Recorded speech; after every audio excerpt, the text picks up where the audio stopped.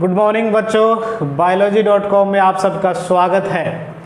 हम पढ़ रहे थे साइटोलॉजी, जिसमें हमने उसका परिचय, कोशिका क्या होती है वो पढ़ा, और उसके बाद हमने कोशिका सिद्धांत, सेल थ्योरी पढ़ी।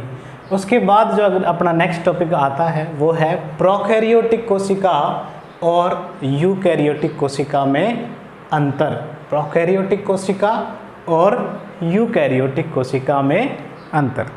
देखो, प्रोकैरियोटिक कोशिका और यूकैरियोटिक कोशिका, ये जो डिवीजन किया है कोशिका का, ये जो टाइप्स बनाए हैं, ये वास्तव में कोशिका के जो केंद्रक का संगठन, केंद्रक का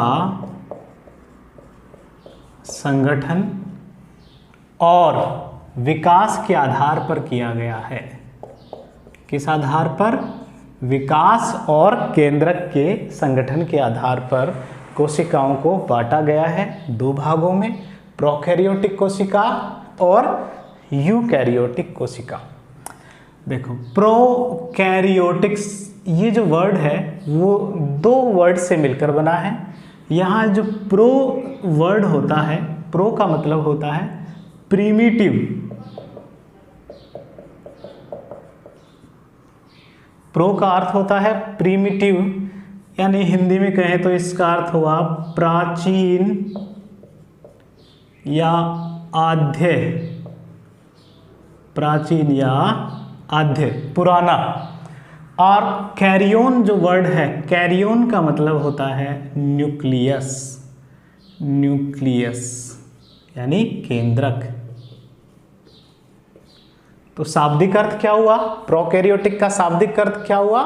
प्राचीन केंद्रक, बहुत पुराना, प्रीमिटिव न्यूक्लियस, बहुत पुराना। पुराने से मतलब विकास के क्रम में ये बहुत पीछे है, पहले जैसे केंद्रक हुआ करते थे उनसे सिमिलरिटी इसमें है। इधर हम यूकैरियोटिक जो वर्ड है वो भी दो वर्ड से मिलकर बना है। यू जो वर्ड होता है इसका मतलब होता है ट्रू या वास्तविक, ट्रू, और कैरियोन का अर्थ वही न्यूक्लियस। तो इसका शाब्दिक अर्थ क्या हुआ? वास्तविक केंद्रक, ट्रू न्यूक्लियस, वास्तविक केंद्रक। ठीक है, शाब्दिक अर्थों से सीधा सीधा अर्थ निकल रहा है कि प्रोकैरियोटिक कोशिका वास्तव में प्राचीन किस्म की होती है, बहुत पुरानी, विकास में बहुत पिछड़ी हुई कोशिका होगी, और यूकैरियोटिक कोशिका विकास में बहुत आगे होगी, उनका इवोल्यूशन, डेवलपमेंट बहुत अच्छा हुआ होगा। आपको प्रोकैरियोटिक कोशिका और यूकैरियोटिक कोशिका में अंतर अगर याद करना है तो उससे पहले आपको इन दोनों की संरचना बहुत अच्छी तरीके से आनी चाहिए। अगर आपको इन दोनों की संरचना अच्छी तरीके से याद है तो आप अंतर बहुत आसानी से कर पाओगे, इजीली कर पाओगे। देखो, अब हम इसकी संरचना देखते हुए इसके अंतरों को समझेंगे। बहुत अच्छा तरीका है, आप कोशिकाओं की संरचना या किसी में भी अंतर आप करना चाहते हो तो उनकी संरचनाओं को समझो। अगर आपने संरचनाएं समझ ली तो समझो आपने उसमें अंतर करना बहुत आसान हो जाएगा आपको। अब देखो, कोशिका है तो कोशिका की संरचना को समझने के लिए आप उसको तीन बिंदुओं में, तीन भागों में बांट सकते हो। कोशिका की मोस्टली तीन पार्ट हैं। सबसे पहला जो यहाँ से लेकर यहाँ तक जो इतना पार्ट है, इसे आप कोशिका की दीवार से अभी डिनोट करेंगे। कोशिका की एक बाउंड्री है, ये दीवार है। इतना भाग क्या होता है? कोशिका की बाउंड्री होती है। उसके अंदर जो सारा भाग है, बाद में ये सारा भाग जो होगा वो कोशिका द्रव्य होगा। कोशिका द्रव्य होगा। ये तो कोशिका बाउंड्री या दीवार आप अभी कहो, इनके नाम भी अभी बता दूंगा समझने के लिए। और ये जो है वो है कोशिका द्रव्य, और एक चीज और मध्य में होती है वो है केंद्रक। इस तीन भागों में आप कोशिका को आप बांट सकते हो, कोशिका की दीवार, केंद्रक और कोशिका द्रव्य। ठीक है, अब यही चीजें क्या दोनों में है या नहीं? कोशिका द्रव्य में एक और चीज यहाँ हम सारे डिटेल से देखेंगे। बहुत सारे जो कोशिकांग हैं वो कोशिकांग, तो प्रोकैरियोटिक कोशिका और यूकैरियोटिक कोशिका में अंतर करना है तो आपको ये चार बिंदुओं को समझना है। तो आप आसानी से इन दोनों में अंतर कर पाओगे। चलो शुरुआत करते हैं, कैसे इन दोनों में अंतर करेंगे, क्या क्या चीज़ें इनमें है और कौन कौन सी चीज़ें इनमें कोशिकांग वगैरह जो सब है वो देखते हैं। शुरुआत करते हैं सबसे पहले दीवार की बात। तो सभी जो सेल्स होती है उनकी जो सेल बाउंड्री है वो सेल बाउंड्री मोस्टली दो चीज़ों से मिलकर बनी होती है, दो परतों से मिलकर बनी होती है। सबसे जो बाहर परत होती है वो है कोशिका भित्ति, कोशिका भित्ति, और उसके अंदर एक और दीवार होती है उसे कोशिका झिल्ली, कोशिका झिल्ली कहते हैं। तो सेल बाउंड्री में क्या आ गया, कोशिका भित्ति और कोशिका झिल्ली।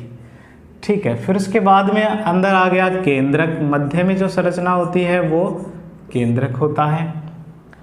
फिर शेष बच गया कोशिका द्रव्य। अब एक एक में देखते जाते हैं कौन से में क्या चीज़ है और है या नहीं है। देखो प्रोकैरियोटिक कोशिका जो है उसमें सेल वॉल, कोशिका भित्ति पाई जाती है। प्रोकैरियोटिक कोशिका में सेल वॉल, ये जो मैंने लाल कलर से बनाई है वो सेल वॉल या कोशिका भित्ति होती है। क्या होती है, कोशिका भित्ति होती है। इधर यूकैरियोटिक कोशिकाओं में भी मैंने लाल कलर से बनाई है कोशिका भित्ति, इनमें भी होती है कोशिका भित्ति, यूकैरियोटिक कोशिकाओं में भी होती है, लेकिन ये केवल और केवल पादपों में होती है, जंतु कोशिकाओं में ये नहीं होती है, पहली चीज। दूसरा, इसी कोशिका भित्ति में एक और अंतर आ जाएगा, अब इसके बाद आपको याद करना है। कोशिका भित्ति जो है वो प्रोकैरियोट्स की तो पेप्टिडोग्लाइकेन्स की बनी होती है। मैं इधर लिखता हूं प्रोकैरियोट्स की तरफ, कोशिका भित्ति किसकी बनी होती है, पेप्टिडोग्लाइकेन की बनी होती है। प्रोकैरियोट्स में कोशिका भित्ति पेप्टिडोग्लाइकेन की बनी होती है, जो एक जटिल कार्बोहाइड्रेट और एमिनो एसिड्स से मिलकर बनी होती है। यहाँ पादपों में जो कोशिका भित्ति होती है, केवल पादपों में होती है, जंतुओं में कोशिका भित्ति तो होती ही नहीं है। पादपों में जो कोशिका भित्ति होती है वो सेलुलोज,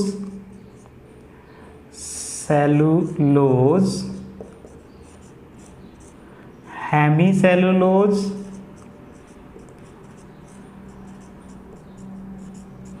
और पैक्टीन की बनी होती है। तो पहला जो अंतर है, पहला संरचना में अंतर निकाल लिया हमने, क्या, सेल बाउंड्री। सेल बाउंड्री में सबसे बाहर वाली भित्ति कोशिका भित्ति। कोशिका भित्ति प्रोकैरियोट्स में भी होती है, यूकैरियोट्स में पादप कोशिकाओं में होती है, लेकिन प्रोकैरियोट्स की कोशिका भित्ति पेप्टिडोग्लाइकेन की बनी होती है, और यूकैरियोट्स में जो पादपों में होती है वो सेलुलोज, हेमीसेलुलोज और पैक्टीन की बनी होती है, जिसमें सबसे ज़्यादा तो सेलुलोज ही होता है। पहला अंतर हो गया। लेकिन आप प्रोकैरियोट्स में एक और चीज़ देखो कि मैंने यहाँ ग्रीन कलर से और बनाया है, ऊपर ग्रीन कलर से एक और स्ट्रक्चर बनाई है जो यहाँ नहीं होती। इसका मतलब यहाँ देखो एक और अंतर सीधे सीधे सामने आ गया, क्या, कि प्रोकैरियोट्स की जो दीवार होती है वो ट्रिपल लेयर होती है, त्रिस्तरीय होती है, त्रिस्तरीय होती है। प्रोकैरियोट्स की दीवार त्रिस्तरीय, प्रोकैरियोट्स की जो ये दीवार है, बाउंड्री है, वो 3 स्तरों से मिलकर बनी है। 3 बना रखे हैं, जिसमें कोशिका भित्ति, कोशिका झिल्ली और बाहर एक और है।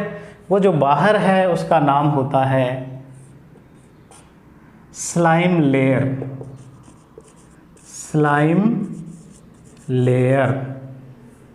स्लाइम लेयर कहते हैं। ठीक है, जब यही स्लाइम लेयर बहुत ज़्यादा कठोर होती है कुछ बैक्टीरियाओं में, तब उसे कैप्सूल कहते हैं। ये बात आपको याद रखनी है, कैप्सूल। प्रोकैरियोट्स में कोशिका भित्ति के बाहर भी एक और परत पाई जाती है जिसे स्लाइम लेयर, ये जेली जैसी होती है, जेली जैसी होती है। आजकल जो जेली की टॉफी चल रही है ना, वैसे कुछ मुलायम सी, न लिक्विड न सॉलिड, बीच की सी, तो ऐसी लेयर होती है, उसे कहते हैं स्लाइम लेयर। अगर वो थोड़ी कठोर हो, कुछ बैक्टीरिया में कठोर होती है, तो उसे क्या नाम देते हैं? कैप्सूल नाम देते हैं। क्या नाम है उसका? कैप्सूल कहते हैं। तो यहाँ एक और अंतर आ गया, क्या यूकैरियोट्स में कैप्सूल होता है? नहीं। तो दूसरा अंतर ये हो गया कि यूकैरियोट्स में स्लाइम लेयर या कैप्सूल नहीं पाया जाता, प्रोकैरियोट्स में ये परत पाई जाती है। फिर बात करते हैं दूसरी दीवार की, तो वो है कोशिका झिल्ली, cell membrane. Cell membrane prokaryotes में भी होती है, इधर यूकैरियोट्स में भी बना रखा है। तो सेल मेम्ब्रेन दोनों में ही होती है, प्रोकैरियोट्स में भी होती है और यूकैरियोट्स में ही भी होती है। इसमें यूकैरियोट्स में चाहे पादप कोशिका हो चाहे जंतु कोशिका हो, सभी में सेल मेम्ब्रेन होती है। ठीक है, यहाँ लेकिन आप प्रोकैरियोट्स में फिर एक और स्ट्रक्चर देखो, सेल मेम्ब्रेन में कुछ अंदर की ओर अतिवृद्धियाँ, आउट ग्रोथ्स पाई जाती है। इस अतिवृद्धि को मीसोसोम कहते हैं। क्या कहते हैं? मीसोसोम्स। प्रोकैरियोट्स में कोशिका झिल्ली अंदर की ओर अंतर्वलन करके विशेष संरचनाएं बनाती है, जिन्हें मीसोसोम कहते हैं। क्या कहते हैं? मीसोसोम। मीसोसोम कहते हैं। और ये जो मीसोसोम है वो काम क्या करती है? यह श्वसन का कार्य करती है। मीसोसोम क्या काम करती है? श्वसन का कार्य करती है प्रोकैरियोट्स में। अभी हम कोशिकांगों में देखेंगे कि प्रोकैरियोट्स में माइटोकॉन्ड्रिया नहीं होता, माइटोकॉन्ड्रिया यूकैरियोट्स में होता है।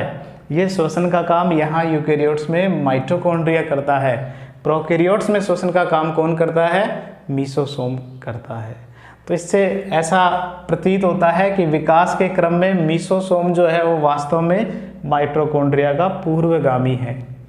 माइटोकॉन्ड्रिया का विकास कहीं न कहीं मीसोसोम से ही रिलेटेड है। ठीक है, तो हमने कोशिका झिल्ली भी पढ़ ली। उसके बाद में जो सबसे ज़्यादा महत्वपूर्ण अंतर है वो तो केंद्रक का ही है, क्योंकि आपने नाम पढ़ा होगा prokaryotic primitive nucleus, eukaryotic true nucleus वास्तविक केंद्रक। तो मुख्य अंतर जो नाम दिया गया वो तो केंद्रक के आधार पर ही है। तो देखते हैं फिर केंद्रक में क्या अंतर है। देखो, यहाँ जो मैंने केंद्रक बनाया उसके बाहर एक बाउंड्री बनाई है जिसे केंद्रक झिल्ली कहते हैं। केंद्रक के भीतर हमने जो ये धागे जैसी संरचना बनाई है, उलझा हुआ सा धागा, वो क्या है? क्रोमेटिन जाल है, या इसे आनुवांशिक पदार्थ कह सकते हैं। तो यूकैरियोटिक कोशिकाओं में आनुवांशिक पदार्थ केंद्रक झिल्ली से परिबद्ध रहता है, केंद्रक झिल्ली से घिरा रहता है। ठीक है, लेकिन आप प्रोकैरियोटिक कोशिकाओं में देखो, क्या केंद्रक झिल्ली नजर आ रही है? नहीं, प्रोकैरियोटिक कोशिकाओं में केंद्रक झिल्ली नहीं होती है। जो क्रोमेटिन जाल है, जो आनुवांशिक पदार्थ है, वो कोशिका द्रव्य में बिखरा हुआ ही पाया जाता है। इसीलिए ये क्या वास्तविक केंद्रक हुआ? नहीं। इसलिए नाम भी यही पड़ा, प्रोकैरियोटिक प्रिमिटिव टाइप का न्यूक्लियस, यूकैरियोटिक वास्तविक या ट्रू न्यूक्लियस के लिए। इसलिए ट्रू वास्तविक न्यूक्लियस कौन सा होगा? जो दोहरी झिल्ली से घिरा हुआ परिबद्ध रहेगा आनुवांशिक पदार्थ युक्त। ठीक है, प्रोकैरियोटिक कोशिकाओं में इस तरह की संरचना नहीं होती, इसीलिए ऐसे न्यूक्लियस को न्यूक्लियस भी नहीं कहेंगे, केंद्रक भी नहीं कहेंगे, उन्हें न्यूक्लियोइड कहते हैं। क्या कहते हैं? न्यूक्लियोइड, या हिंदी में केंद्रकाभ। क्या कहेंगे? केंद्रकाभ कहेंगे। अब केंद्रक में और जो 2-3 संरचनाएं हैं वो भी देख लेते हैं। केंद्रक यूकैरियोटिक जो केंद्रक है उसमें केंद्रिका पाई जाती है, और जो आनुवांशिक पदार्थ है वो हिस्टोन प्रोटीन उसमें पाया जाता है। जो डीएनए होता है वो हिस्टोन प्रोटीन के चारों ओर लिपट कर आकार छोटा करता है, पैकिंग होती है, वो हिस्टोन प्रोटीन। ये दोनों चीज़ें प्रोकैरियोट्स में नहीं होती। तो केंद्रक में कौन कौन से अंतर देखो, क्या क्या सामने आया। केंद्रक झिल्ली प्रोकैरियोट्स में नहीं होती, यूकैरियोट्स में होती है। केंद्रिका प्रोकैरियोट्स में नहीं होती, यूकैरियोट्स में होती है। क्रोमेटिन जाल में हिस्टोन प्रोटीन प्रोकैरियोट्स में नहीं पाया जाता, यूकैरियोट्स में पाया जाता है। तो इस तरह केंद्रक में भी अंतर हो गए। इसके बाद आता है जो अंतर, हम कोशिका द्रव्य में आते हैं। यहाँ कोशिका द्रव्य से आप निकालना अर्थ कि कोशिका द्रव्य में जो कोशिकांग हैं वो कौन कौन से हैं। कोशिकांग सेल ऑर्गेनेल्स जो है वो है या नहीं, बस इसी आधार पे। तो आपको इसके लिए सिर्फ और सिर्फ क्या करना है, कोशिकांगों के नाम याद करने हैं। कोशिकांगों के नाम याद करने हैं। सभी कोशिकांग जो दोहरी और एकल झिल्ली वाले हैं वो यूकैरियोट्स में तो होते हैं, प्रोकैरियोट्स में नहीं होते। जैसे ये हमने जो एक जूते जैसी संरचना बनाई है, माइटोकॉन्ड्रिया,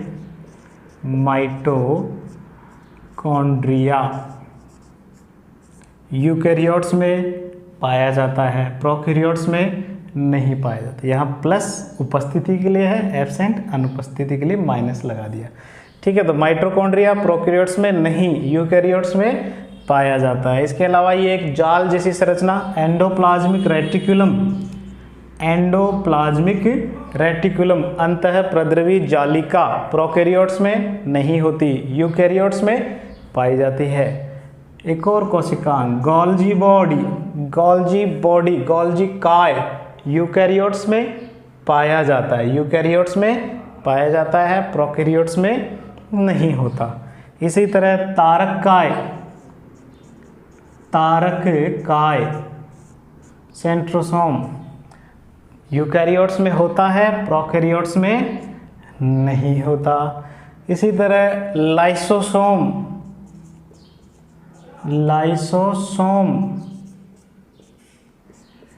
यूकैरियोट्स में होता है, प्रोकैरियोट्स में नहीं होता।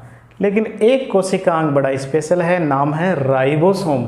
क्या है? राइबोसोम, जो प्रोटीन संश्लेषण से संबंधित है। तो प्रोटीन तो सबको चाहिए, यूकैरियोट्स को भी चाहिए, प्रोकैरियोट्स को भी चाहिए।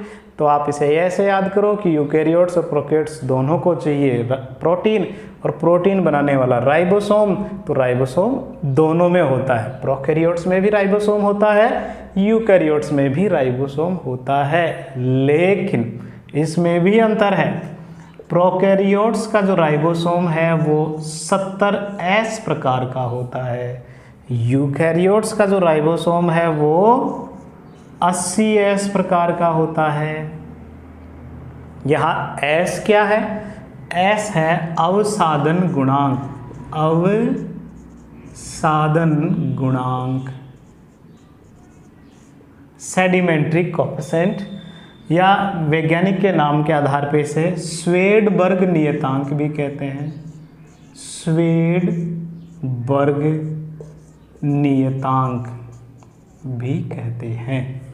तो प्रोकैरियोट्स में कितना 70S का होता है, यूकैरियोट्स में 80S का राइबोसोम होता है। राइबोसोम दो इकाइयों से मिलकर बना है, जिसमें जो बड़ी इकाई है वो 50S की होती है प्रोकैरियोट्स में, और छोटी इकाई 30S की होती है।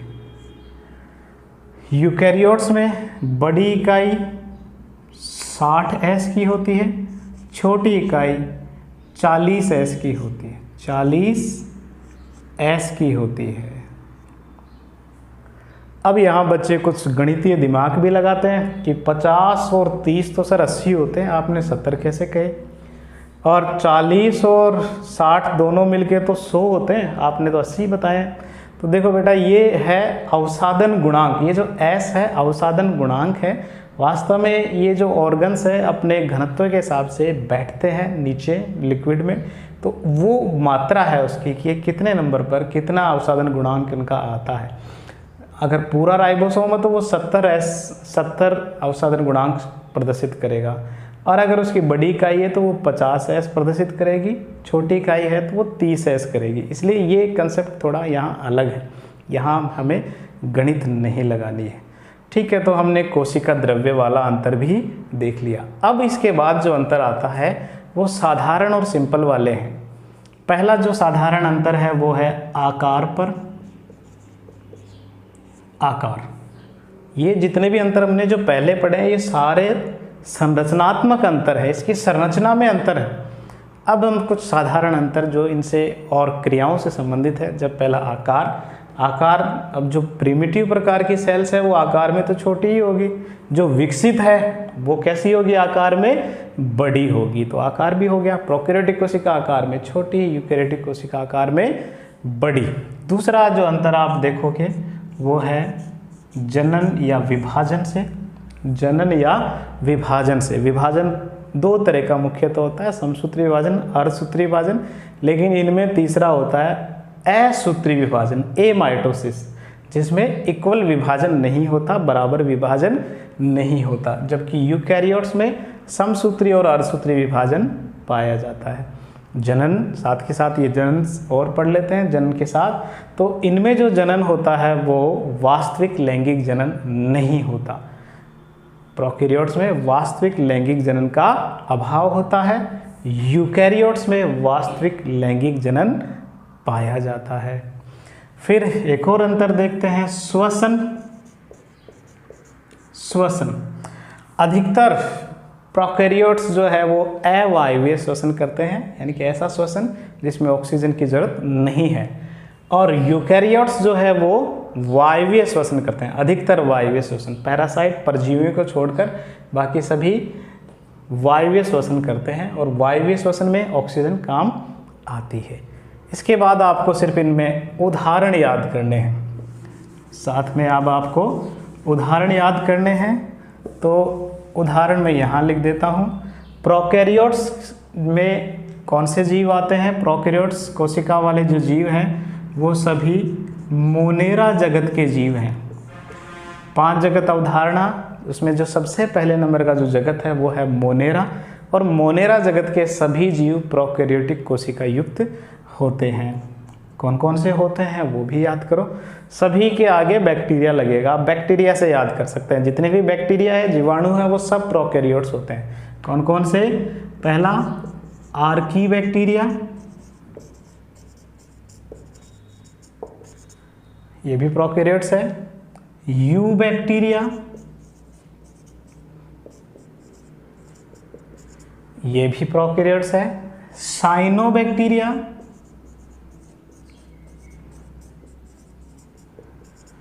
ये भी प्रोकैरियोट्स होते हैं। साइनोबैक्टीरिया को पहले बीजीए कहा जाता था, आज भी बुक्स में इसका नाम ज़्यादातर बीजीए ही बोलते हैं। बीजीए, ब्लू ग्रीन एल्गी, नील हरित शैवाल, ये भी मोनेरा जगत की है, प्रोकैरियोटिक सेल्स ही होती है। और एक और उदाहरण है माइकोप्लाज्मा, मैं यहाँ लिख देता हूँ माइकोप्लाज्मा।